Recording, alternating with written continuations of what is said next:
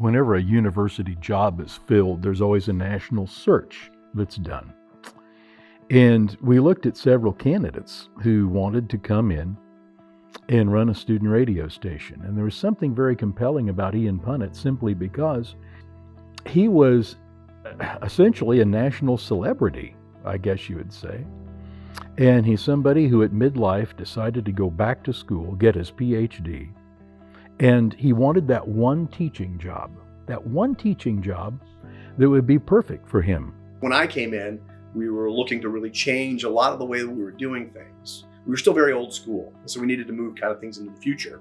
And I've been here about 18 months, and then Ian actually reached out to me when he was in the interview process. I was on my way to study abroad in Italy. And so he contacted me, and we corresponded a little bit during the early time of his application. So he was hired as an instructor and as chief operator for KSDB-FM. So he had just gotten a doctorate, so he was a PhD, which is the first time in a long time they'd had a PhD in that position. But he also had such a long personal radio career and continuing because he was still on national radio. We were so lucky with Ian because it fell into place very, very well.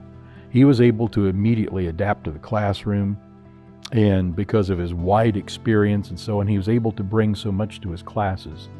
So he didn't have experience, a lot of classroom experience, but boy did he have the all of the background to really make the classes interesting, informative, and even provocative, I think.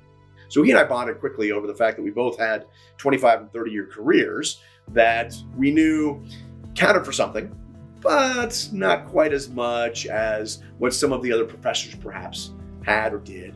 And so we were able to really bond, I think, over our industry experiences much more than any kind of academic pieces that we were looking at. But then we all, part of that social outlay then started morphing into, well, what can we do for the students?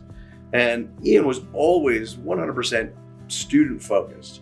He was also a great self-promoter, but he wanted the same success for his students. So always looking for awards. What are ways that he can stretch students?